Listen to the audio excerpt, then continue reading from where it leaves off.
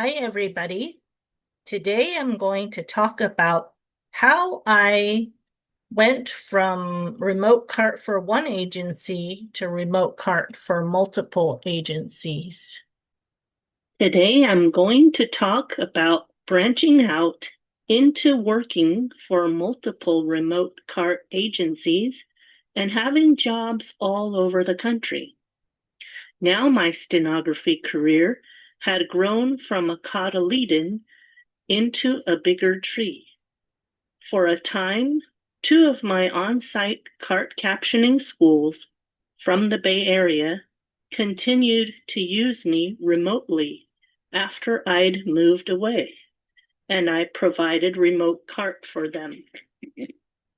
I also added this other company, originally called Rapid Caption, that later changed its name to Aegis and again to Teleperformance.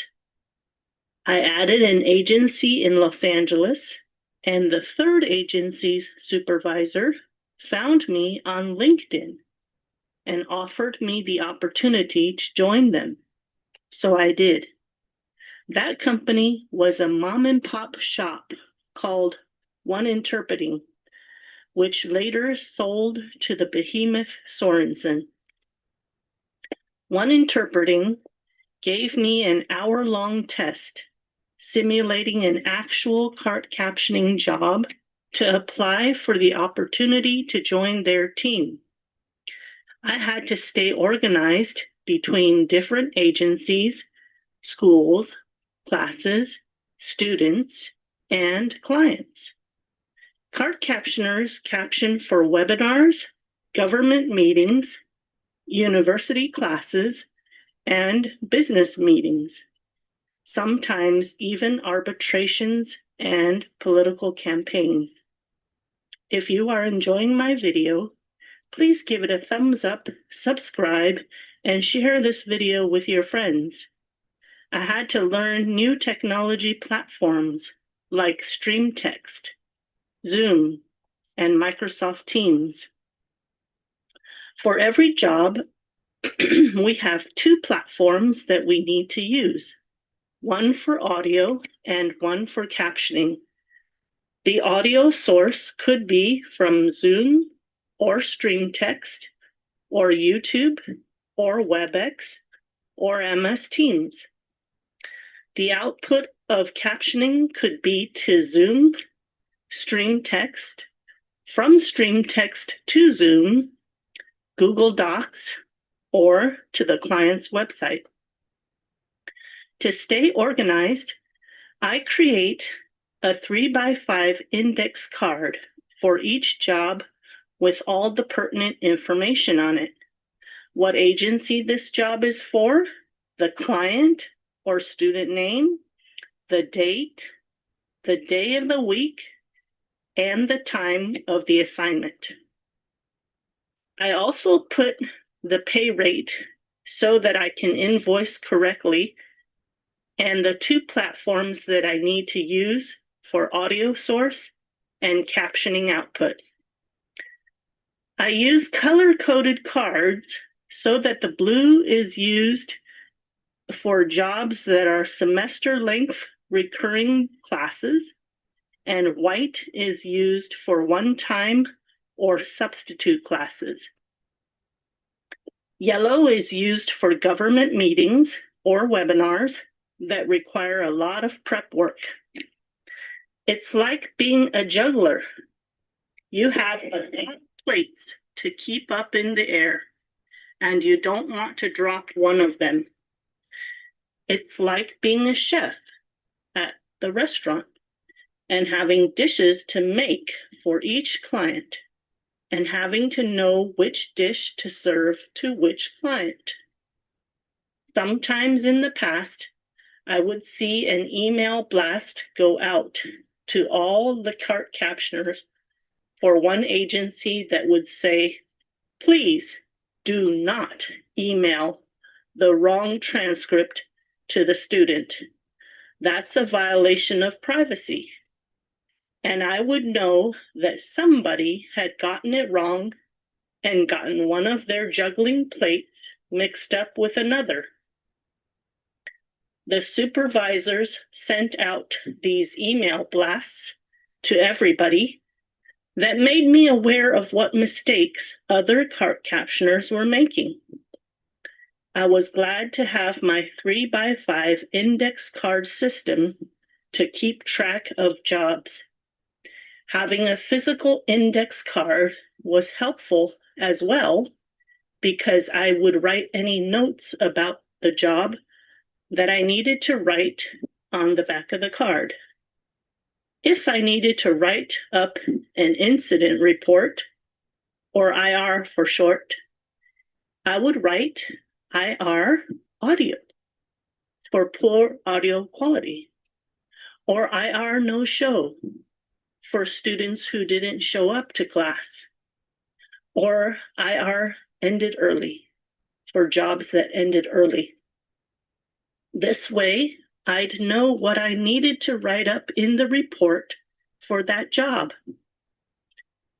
On my paper calendar, I would just have each job indicated by a circle with the time of the job and the agency initials on it. Then I would search for those index cards and put them on my oversized standing paper clips that hold the index cards in front of me so I can see the end time of the job and the start time of the next job. And if there were only 10 minutes between jobs, I could pump out the transcript for one job and switch files and platforms to the other job quickly. If I couldn't pump out the transcript within 5 minutes after the job, and there was another job right afterwards, I would put the card in a place where I would know that I hadn't yet pumped the transcript out.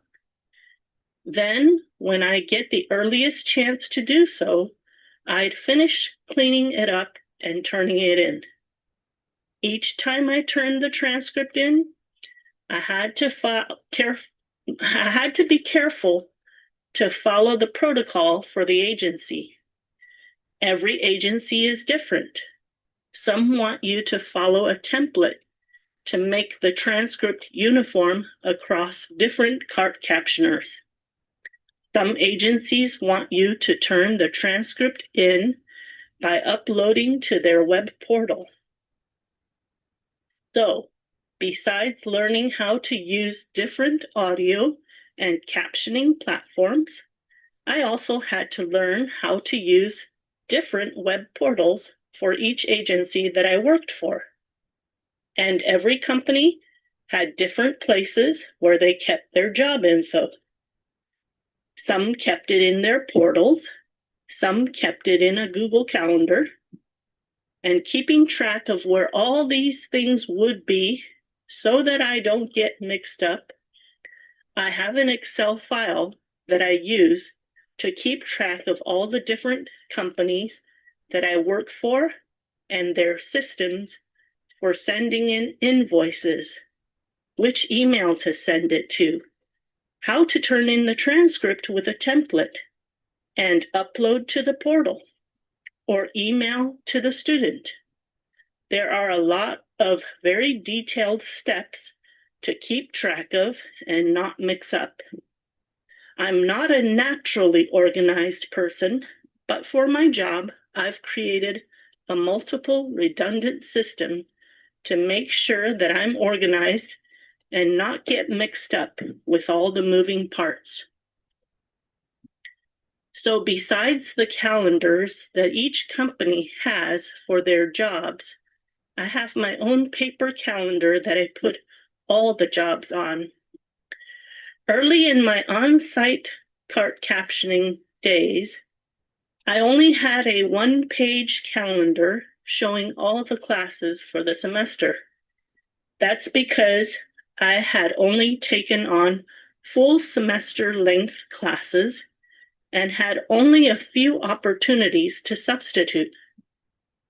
However, when I became remote, I had too many one-off jobs to keep track of and too many different companies worked for that I had to switch to using a calendar that had each day separately on it in a weekly view calendar.